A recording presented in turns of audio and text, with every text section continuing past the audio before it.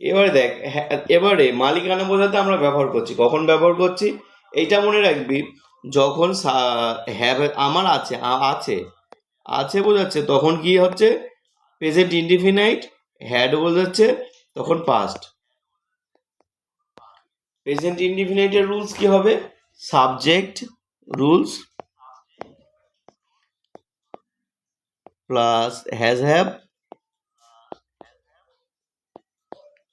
Plus object.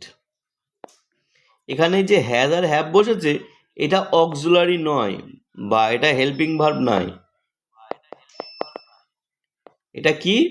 Helping verb না, এটা কি ভার্ব? এটা মেন ভার্ব। যখন বাক্যে ভার্ব থাকবে না আর এগুলো ব্যবহার করা হবে তখন এগুলো কি বলবো আমরা? Main verb. যেমন আগের দিন বলেছিলাম am is are main verb, am is are helping verb নয়, অ্যামিজার মেন ভার্ব, এটাও মেন ভার্ব।